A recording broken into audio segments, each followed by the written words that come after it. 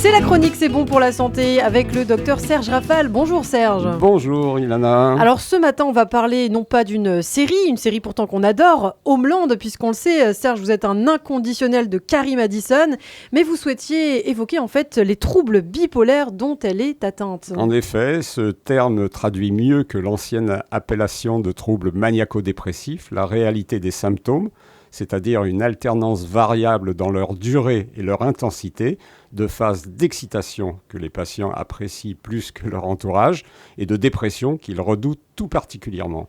Les troubles bipolaires touchent 1% de la population, concernent autant les hommes que les femmes. Le risque d'en être atteint est augmenté de l'ordre de 15 à 20% lorsqu'un proche a été touché par la maladie. Alors quels sont les symptômes le plus souvent rencontrés ? Les premières manifestations de la maladie apparaissent généralement entre 15 et 35 ans, des sautes d'humeur impressionnantes qui oscillent entre hyperactivité, agressivité, absence d'inhibition, ce qu'on appelle la phase up, et tristesse, abattement, accablement, dépression, avec démotivation totale, dite phase down.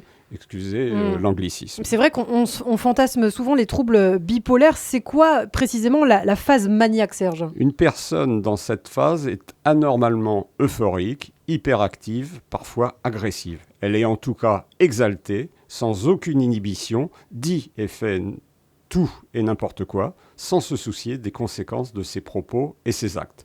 C'est ainsi qu'elle peut faire un chèque de 10 000 € pour une association caritative, s'acheter un bijou à 3 000 € en descendant faire son marché, inviter les clodos du coin à prendre l'apéritif. Les malades apprécient tout particulièrement ces épisodes où rien ni personne ne leur résiste, pas plus l'éducation que les convenances sociales. Et bien entendu, ils refusent les soins dont ils sont persuadés ne pas avoir besoin. Et bien sûr, à l'inverse, la phase dépressive est plus classique. Toujours mal vécue, d'autant qu'elle succède à une phase d'excitation, voire d'exaltation. Les symptômes sont ceux d'une dépression sévère, avec tristesse, accablement, ralentissement de l'idéation et de la motricité, fatigue, démotivation, troubles du sommeil et de l'appétit, parfois des pensées suicidaires. On parle parfois d'hypomanie. Oui, c'est une forme atténuée d'état maniaque. La personne est énergique, infatigable, impulsive, parfois même imprudente, involontairement. Son état lui est agréable, elle ne supporte pas les reproches de l'entourage sur son comportement et nie bien sûr sa maladie. Lui faire accepter la décision de se traiter ou l'hospitaliser est, je l'ai dit, souvent difficile et peut nécessiter de longues tractations. L'hypomanie constitue fréquemment les prémices de la bipolarité. Alors, quelle est la fréquence et l'évolution de la bipolarité ? C'est une valse à 3 temps constituée d'une phase maniaque, d'une autre dépressive et d'une autre normale qui les sépare. La durée d'un cycle, tout comme leur fréquence, est variable, allant de quelques heures à plusieurs mois, voire une année ou plus. Les malades non traités vivent généralement 8 à 10 cycles maniaco-dépressifs au cours de leur vie. D'autres, plus malchanceux, en vivent, eux, plusieurs au cours de la même année.